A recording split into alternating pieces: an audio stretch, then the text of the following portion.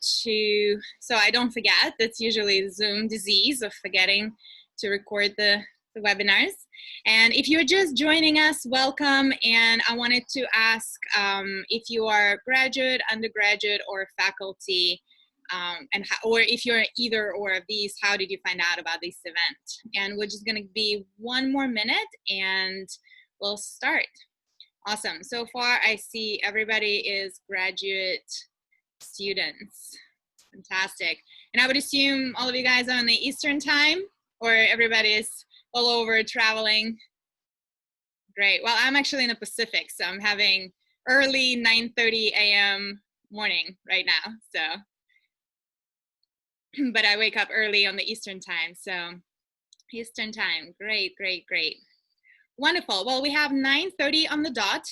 Those of you that are joining, welcome. I'll give a few words to Jenna Ott, who we can thank for organizing this event for us, and we'll get going with the program. Cool. Thank you, Oksana. So I just wanted to thank everyone who is coming in today. As you all know, Grad Suite is hosting this. We are hoping to give you guys some more tools to help with your productivity in quarantine. I know life is especially difficult right now, especially as a grad student. There are a lot of unknowns, and so I really hope that we can use this webinar to kind of help you guys find some tools in order to continue to be productive in quarantine, and hopefully this won't affect any of our graduation times, right? And I will, just in terms of DoorDash credit, as people log on, I'm going to email you your code for $15 so you guys can order lunch, relax, kind of use this break as a mindfulness break and relax, and hopefully we'll learn a lot of really cool tools. I also want to introduce Oksana, who is, we're incredibly grateful for her joining us today. And Oksana is a mental health advocate, international speaker, and best-selling author. Utilizing her extensive practice and multicultural background, Oksana bridges the gap from stress to productivity, from burnout to well-being. She leads live online corporate programs for busy professionals, leadership teams, and entrepreneurs in small businesses and incorporated. 500 companies around the world, including companies like Microsoft, Sandler's Training, BuzzFeed, Bislin Sundberg, and New Horizons Computer Learning Centers, among others. So after overcoming her struggle with severe anxiety and suicidal thoughts, Oksana shared her story in her best-selling book, Next Level You. Born and raised in the far east of Russia, Oksana became a citizen of the world at the age of 16. She has traveled to 55 countries, leading executive events and workshops in India, North America, and Russia. So what I'm getting from her bio is that we are all in very good hands. So Oksana, I'm going to hand it over to you, and I'm really looking forward to what you're going to teach us today.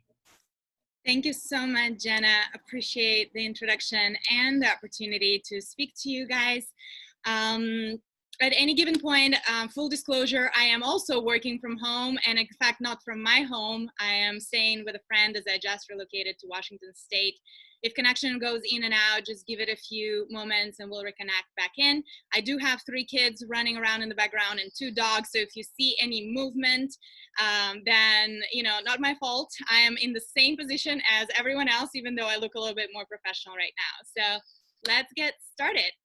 I would like to start with sharing my screen and share just a little bit about myself to give you an idea where I'm coming from and why am I qualified to give you some tools and tips on the productivity and focus this morning. And as we go along, feel free to ask any questions about anything that I mentioned in the chat. I will be monitoring that as much as I can as I go, and hopefully we'll be able to move through swiftly. I want to make sure that the program is recording, and I don't have any way to say that. So give me just one moment. I can see the recording sign on my end, so it looks like it is. Great. Please let me know if it disappears. I did have technical issue. If the internet fuzzes out, the recording pauses. So I want to make sure that people that are not joining live have the access to this. So a little bit about myself and how did I get to this position. As Jenna mentioned, originally I'm from the far east of Russia. And this is just a snapshot of how much I've moved around the world and what has been accomplished. And I have moved across the globe 3 times. And but technically and originally I was a hospitality business development professional. I never thought I will teach the tools. I never thought I would coach. And now I'm actually a coach, a speaker, an author, and an entrepreneur.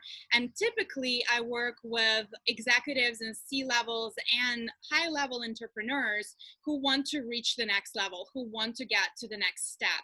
And the way, and I'm quite young, I consider myself young, and the way I was able to accomplish all these things is through certain instruments, rituals, techniques, and productivity hacks that I am planning to share today with you. And for me, even in the COVID times, I've always been an overachiever and overdoer, not always the good thing, and we'll talk about that today. And I have really high standards for myself and therefore for others. And granted that you guys are in Princeton, I'm talking to Princeton grads from what we have seen, I can tell you that you are overachievers, you are overdoers, just by the nature of the environment, the network, and the school that you're going to. Nevertheless, there are challenges and we want to address them. So let me just share with you that you can read my full story, and I share it as stories as well as practical tools and tips in my book. So this is a very short format from my usual speaking engagements. So I wanted to make sure that you have that resource if you feel compelled to learn more about me and my journey and the tools that I offer besides the productivity tools that we'll be speaking about today. So I hope that sounds good for everyone. I want to see chat very quickly. Okay, great. If you have any questions, please put them into the chat. So first of all, let's talk about that productivity is actually not your issue. You're not alone in it. Companies has been tracking, and globally it costs yearly $1 trillion to the global economy of loss of productivity tools for whatever reasons. My prediction that these numbers actually higher with the COVID. Just to give you an idea, companies, when it comes to workplace stress, which is the biggest productivity killer, spend up to $190 billion. And some of you have mentioned in your comments, and thank you so much for filling up those forms. It gave us a lot of insight of what's going on in your life. Work-family conflicts is $24 billion. High demands at work, which is stress and that expectation that you're putting yourself through, that's $48 billion. So as I said, you're not alone. And then depression and anxiety costs alone, which are the mental health issues, and my specialty and passion right now is addressing mental health and well-being. That costs about 200 million lost of work days each year. So if you're feeling that this is just your personal issue and there's something wrong with you, I wanted to share these stats with you to share you that you are not alone, and that there are actually things that you can do. So let me stop sharing for just a second, and I want to ask you a question, and please type it in the chat. How do you define productivity? What is productivity for you? When do you know that you are productive? Because we all have these different definitions, and I want to make sure that we kind of have that idea in general. So type a few words of what is productivity for you? When is that, I'm productive or I'm unproductive? So I'll wait just a few moments and I'll read the comments. When I finish a task by specific time, accomplishment milestone that I set, when you feel productive. What does it mean to feel productive? Leon, if you can, and I'm sorry if I don't pronounce names correctly, so specify, what does it feel productive? What does it feel like? My idea is result oriented, so results, okay. Finishing off the checklist on daily tasks, so I would say it's result as well. Finishing to-do list, making a list of tasks month and week through, publications, presentations, feeling tired at the end of the day. That is fantastic. So producing deliverables, so that's results, something tangible done, knowing I could have done more. When get into flow, it's great that you know about the flow state. When you're happy doing with your time. So Leon, yeah, fantastic, having tangible results. So awesome. So I see that we're kind of having the bulk of people as result-oriented, result-driven, which is a great starter and insight for me. And please read more comments. So the way I wanted to pivot this in just a little bit, we'll talk about both. What I've discovered throughout my journey, and as I said, I was really results driven, productivities, like checking off the to-do list, super busy schedule, no breaks, minute to minute, weekend, go, go, go, fly around, run around. And so I've discovered in my journey that your level of productivity will never exceed your level of energy. And what do I mean by energy? Is the amount of fuel that you have in your tank. It's just like the car. No matter how fantastic, educated, electronically equipped the car is, if it doesn't have any fuel or electricity now in Tesla's case and all the energy powered machines, then they're not going to be producing what they're meant to produce. And therefore, we're going to look through the productivity concept right now from two perspectives. One is the result driven, and I understand your perspective there. But today I also wanted to address the other side of it is, are you consistent with your effort, and what is your behavior is like? And then we're going to talk about it. What do I mean by consistency and effectiveness? For example, Tesla or Einstein or Darwin or even Bill Gates, they're known for their productivity and tremendous achievements that they have done, either in business, science, or life in general, and contribution to the society, because of the consistency and dedication towards their craft. Do you think that Tesla and even Bill Gates, who is living right now, had perfect productive days and week after week after week? From what I know, they failed thousands and thousands of times. Do you think when they failed and they did not accomplish what they set to do, they were not feeling productive? What is your take on that? Just yes, no? Were they feeling productive and great after they've been failing and failing and failing and failing again on the project? And they were saying like, oh, I'm super productive, I'm super phenomenal? Or were they really feeling down sometimes too, like they're not producing anything? So I see a couple of no's. So I agree with you that that once they were in that journey, and Anjali, you're right, they might not have felt productive. So think about your journey with productivity and how does that impacting you? I think they quickly forgot. Well, we'll never know, but that's one of the strategies that they've used to move forward. So what I want to address in the aspect of productivity, what really impacts your productivity? What do you think right now is the roadblock for you? Is it the mindset? Is it lack of energy? Is it something else? So why don't you type in the chat? What I'm sure if you were joining this webinar, you kind of gave it some thought already of what is standing between you and what you want to achieve, that result, that project. So what do you think is the roadblock right now? If you could share with me briefly, and then I want to see what's in your mind already. What is the roadblock between you and the productivity that you want to achieve? Because it seems like you guys are clear what productivity looks like. So what is there? And I'm not sharing my screen. By the way, guys, if you don't want anyone to see the comments, you can actually text me privately and I will not be announcing the names. So you can actually say the things that you mean, but I'm not going to be announcing the names. So daily, we have mental health. Just don't want to do the task, unexciting, not glamorous, boring. Daily habits, which can happily including managing stress, so the habits.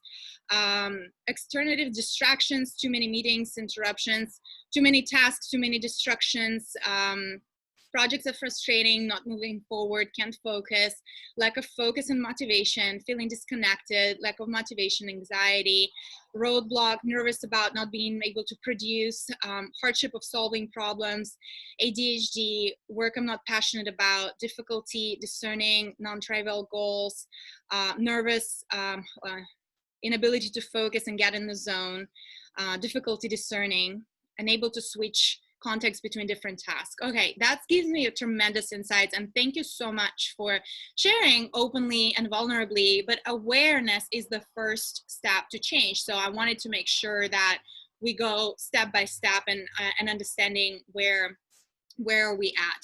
So it's actually great awareness from your part, and where I wanted to take this conversation today. And again, if you have any questions or comments, please share.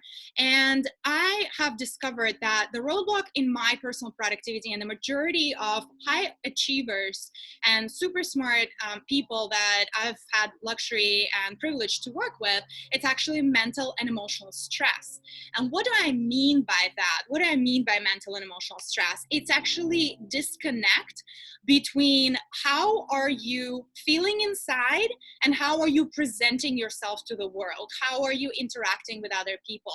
We all have been there when we are really disturbed by anything that happens in external world. And I would say COVID is one of the largest disturbances that humanity has experienced on a global scale.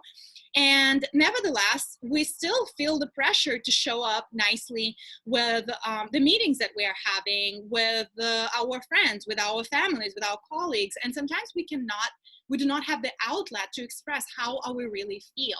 And what it does, it has tremendous energy consumption and energy drain.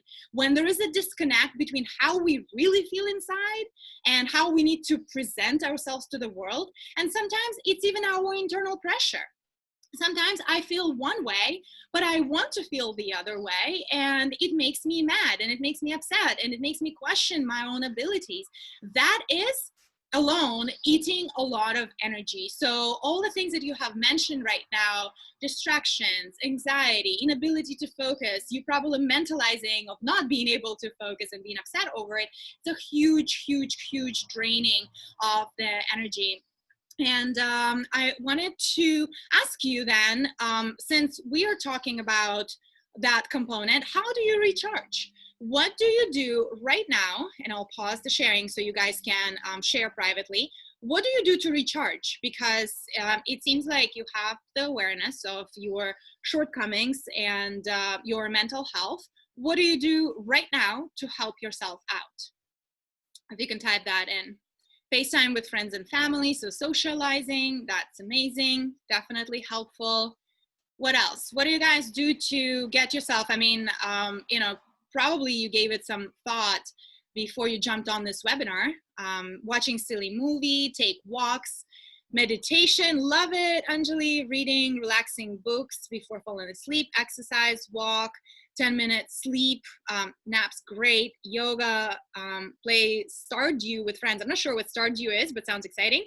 Sleep, eat well, talk with my family, watch movies, bubble bath, cook, evening prayer, go to walk, YouTube videos, online shopping. That's great. So we seem like we have a variety of different ways and coping mechanism to go with. So I will be expanding your toolbox on the level that I feel would be helpful for you when it comes to the energetic and mental component.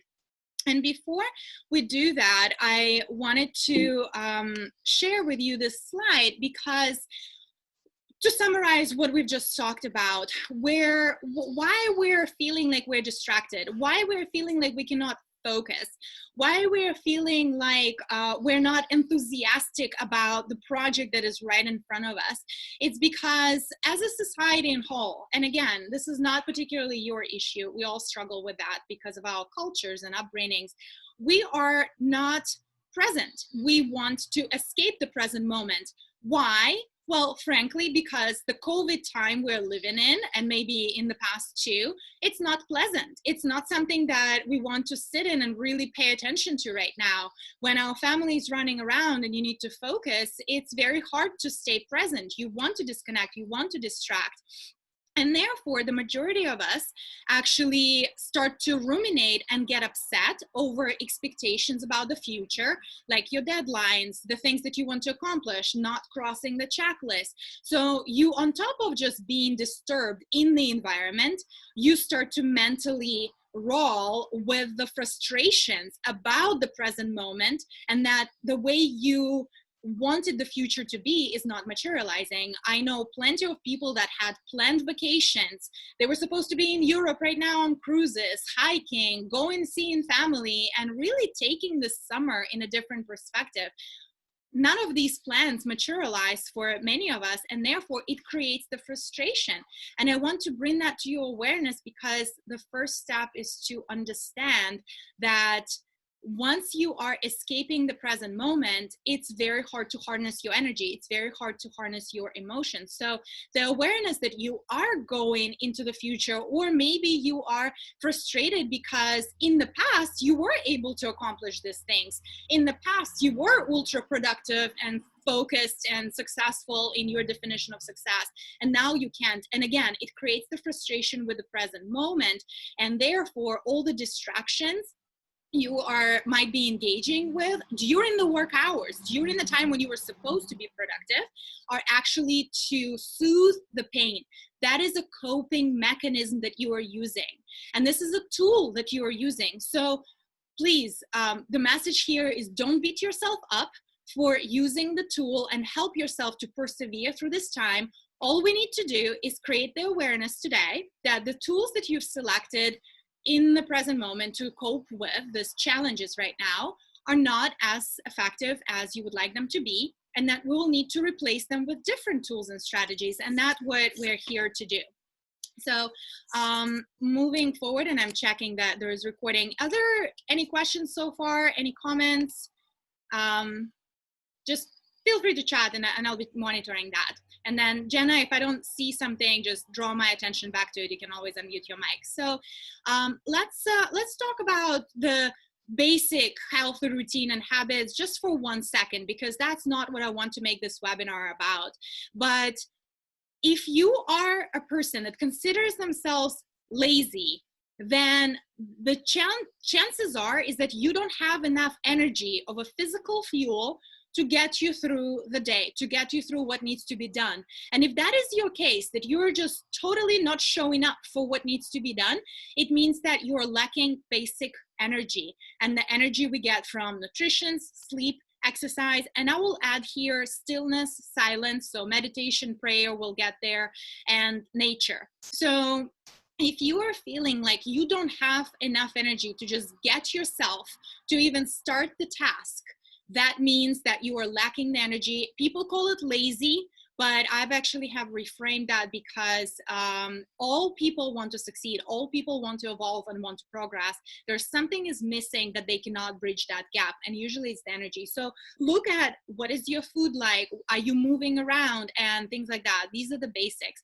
But the majority of us actually struggling with the attitude piece, is the mental health that we've been talking about. And therefore I wanted to jump into some tactics for you so you can start addressing this mental piece and look at it from a different perspective. So far so good, guys. I know I'm going fast, but I have a lot of things to deliver.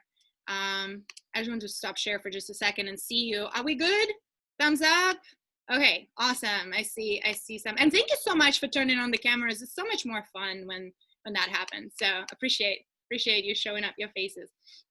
Awesome. So sharing screen back again. And what we're going to talk about right now is what I call productivity rhythms, but generally they're biorhythms. And we have some work to do for you. So we need to discover what bird are you? And the way we're going to do it, think about your typical day that you have no obligations, no families, no work. You are on a deserted island and you are left for yourself and you can do whatever you want. If you were completely free individual from any obligations, think about what time would you normally to bed. I'm sorry, wake up.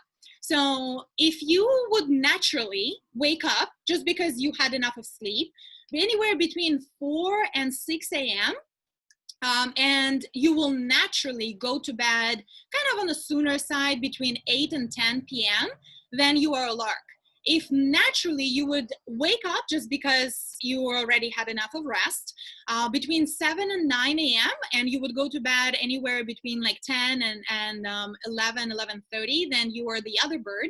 And if you naturally like to wake up late when the sun is up already, 11, noon, but you go to bed late as well, like after midnight, then you are an owl. So say in the chat, once you identified who are you, natural. We're not talking about obligations and your rhythm right now. It's just how would you behave if you were having all the freedom. So I'll read some chats here. So we have, hold on, it's scrolling down. Oh my goodness. Other bird, owl, other bird, owl, other owl, owl, owl, other bird, lark, owl, other bird, owl, other bird, owl, owl, owl, lark, owl, owl, other bird, lark, lark sometimes, other bird, other bird. Wow, we have a lot of owls. I'm actually surprised. This is like the group with the largest amount of owls I've ever spoken to about this. So exciting. What I'm gonna say, and we'll reverse it for owls, since there's so many owls, I'm gonna start with other birds because I'll give you the breakdown.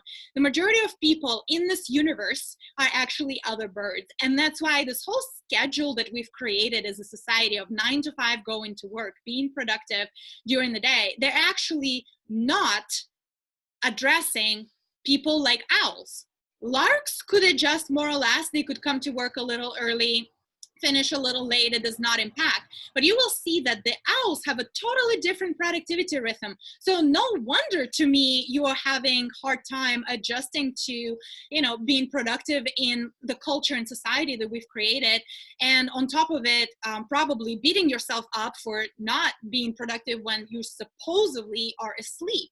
And therefore, it would be very interesting for me to see how your mentality will shift. And as I said, it would be more of a mindset shift than anything else. So the way productivity rhythm goes for the other birds, okay? This graph is for the other birds, and I will speak to larks and owls in just a little bit, but understand this first.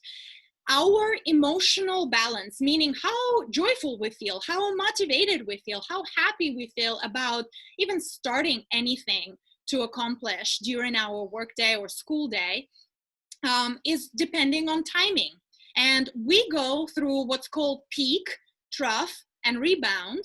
And if you are an owl, typically you would wake up a little groggy, then you'll have your coffee, and then at around 7 to 9 a.m. till about noon, you will actually have the highest mental activity. Naturally, you are more productive, focused, energetic, enthusiastic. You just feel like you can conquer the world.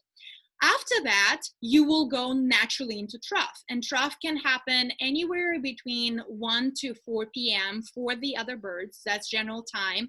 And that is actually the time where we feel the worst. We're just not happy people in general. Our emotions go down and our cognitive ability lessons, we cannot concentrate, and it's just the time where we should either do the tasks that are not demanding our full attention or just take a break altogether. And that's why siestas in certain cultures are typically during this time, because it's just not productive as human beings on that biorhythm we tank. But then at around 4 p.m. for most people, we rebound. And what that means is that our mood goes up, our creativity, our enthusiasm and motivation goes up, but our cognitive ability to focus, to discern, to apply logic is actually lesser than in the peak time. So if you are a lark, then you will just shift this graph, and you will kind of start early and you will finish early. So you would start like 5 a.m. and then your trough will start probably around 11 a.m. And then your rebound will start probably around 3 p.m. And I'll speak for the owls and then I'll see the comments. I see there are some comments. So for the owls, you need to reverse this graph pretty much. So when owls are waking up, they're actually in the rebound state and they're kind of finding their things. Their mood is good. They just woke up, but they're not ultra focused. They're not super productive. Then they go through trough, and that's when they're kind of like, don't touch me, I don't talk to anybody, I'm not productive. But then they peak in the evening when the majority of the society, 65%, already done for the day. The owls start their most productive time at around 5, 6, 7, and they can go until 2, 3 a.m. and they're ultra productive. And therefore, it's really understanding yourself. Where do you stand, and not beat yourself up that you are not enthusiastic to start that project at 9 a.m. if you are an owl, or that you are not enthusiastic to stay until midnight and read and produce if you are a lark. So it's kind of addressing where are you at. So I want to hear or see rather in the chat if that resonating with you as something that is true and you realize that about yourself. That makes total sense. I'm such an owl. Anything else? Like, does it resonate? This plot is mostly correct for me, and also when I feel I can focus, and then I feel hungry. Well, focus burns a lot of brain capacity, and brain is the largest consumer of energy, and therefore hunger following active brain activity is normal. You will need to recharge. Your brain consumes a lot of glucose. It tracks. I'm just confused for larks. So for larks, I will share that graph again. It's the same pattern as it shows on the slide.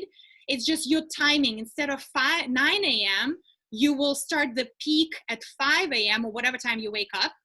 You will start the trough. And let me share the screen again so you get that. Hold on a sec. Oi. Hold on. I did something that I was not supposed to. All right. So here you will see that for the larks, you will start your peak at 5 a.m. instead of 7 a.m. Your trough will start at around 11 a.m. instead of 1 or 2 p.m. And your rebound will start at around 3 p.m. instead of 5 p.m. And therefore, you will just finish your day sooner because chances are you go to bed sooner. So I hope that makes sense. Wonderful. Well, thank you so much, guys, for sharing. Let me see very quick if there is anything else I'm missing. You're switching between all kinds of birds. Well, the society makes us switch. Yes, definitely. It all depends. It's not black and white. It all depends, but it gives you a frame of mind for many things. So let's move forward. I want to make sure that we cover what I've planned. So, but the biggest issue for all of us is really when it comes to this, and that's why you guys are saying that I'm switching between the birds, is because as a society, we are putting all sorts of pressures of us to perform. Remember, I asked you whether you're other bird, lark, or owl, if you're on a deserted island, and if you don't have any obligations. That's your natural biorhythm. But as functional units of society, as being a student, as being a family member, you have obligations. And that, if it's not matching with your natural biorhythm, it produces stress. So the biggest thing that you can address your inability to focus, the mental health, is actually all boils down to how to bridge the gap between how you feel inside and how you present yourself to the world. And the majority things is actually related to stress. So there are a few things that I've discovered for myself, and I preach and I live it and I practice it. Easier said than done. And these are kind of like the tools in addition to a few more that I'll be sharing. So number one, for those of you that are overachievers, and you can see how much energy I have. I don't drink coffee, and I certainly don't take any stimulants, but I can tell you that one of the biggest shifts that has helped me in my productivity, focus, and general awareness is sitting still. Whether if you're not into meditation, mindfulness, just sitting still in one spot for just a few minutes a day will significantly help you to gain awareness, recharge, and just recalibrate yourself and find what is the most important in those priorities so you don't get pulled left and right. At the end, I'm gonna share with you the 30-day challenge that I wanted to offer you guys specifically a little bit later about that.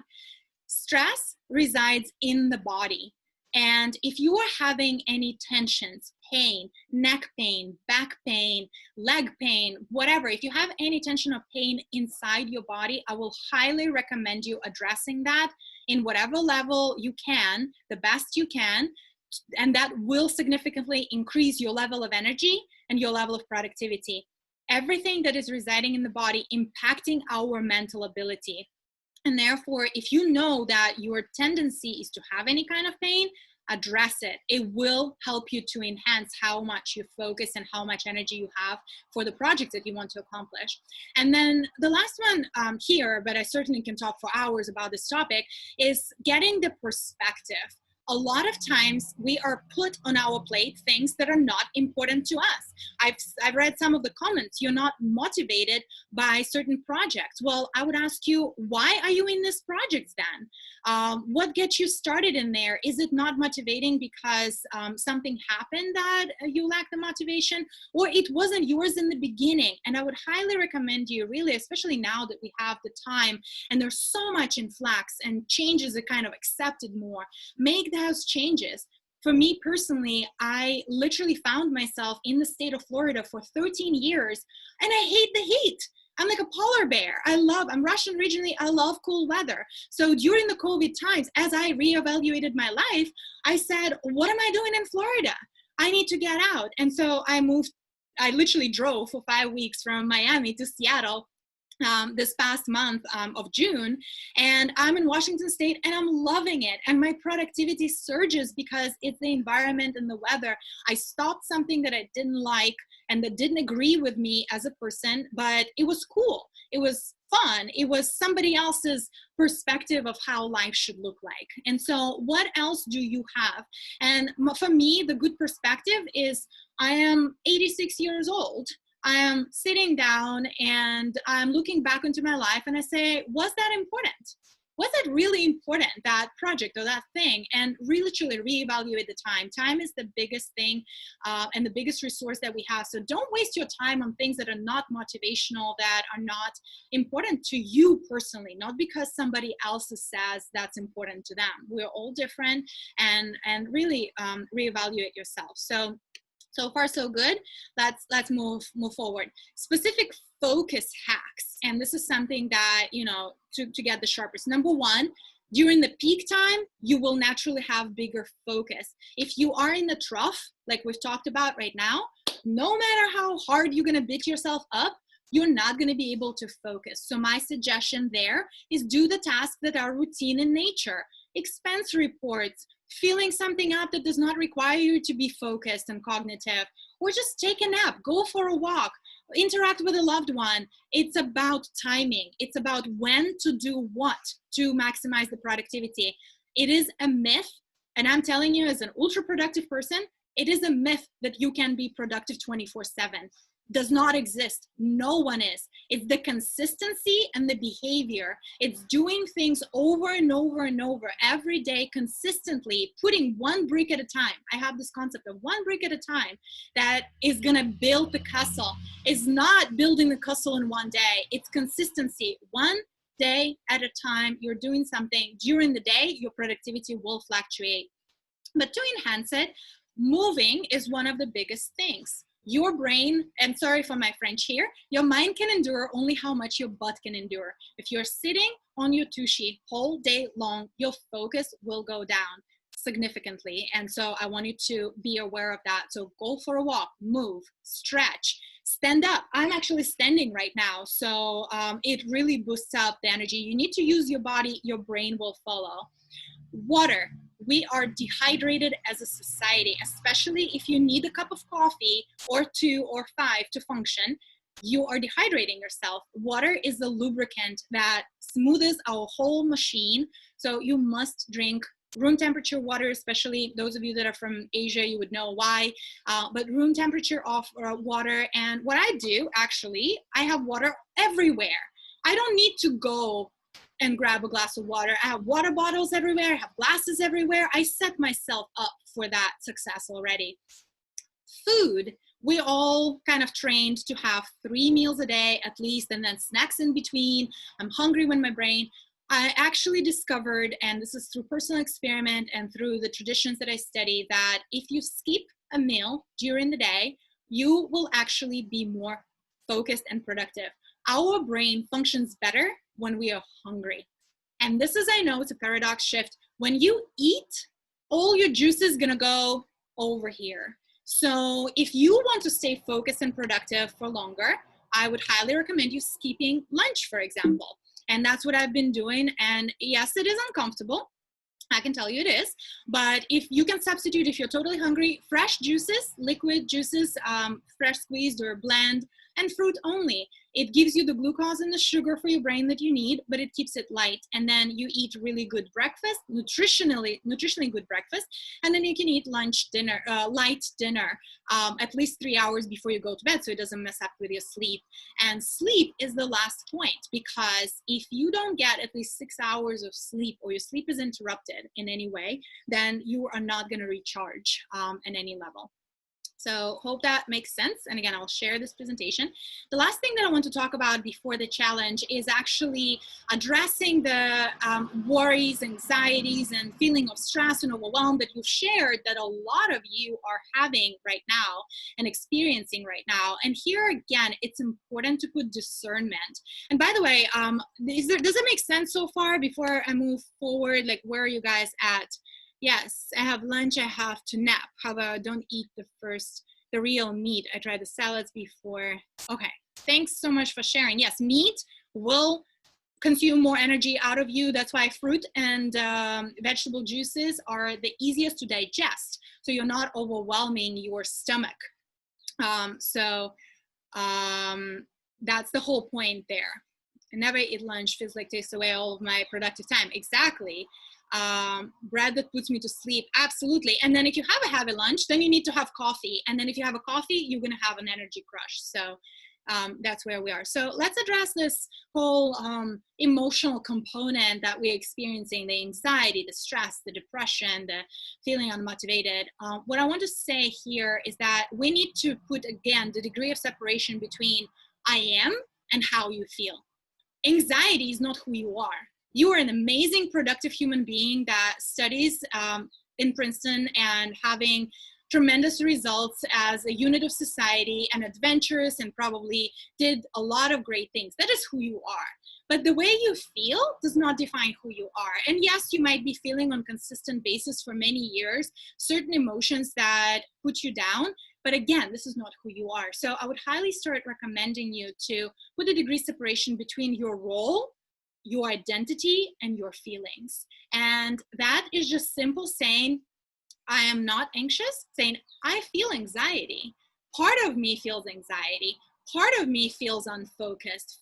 Part of me feels unmotivated, but this is not whole who I am. There is another part that is energetic and happy and wants to achieve things and wants to accomplish things. And you need to feed that part. You need to start finding that part and do it as a daily task to find that part and do what makes that part happy, what makes that happy, motivated part stronger.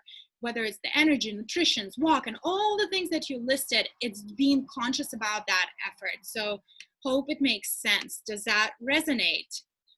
Intermediate fasting. So what about the emotional component? Does it, guys, resonate with you?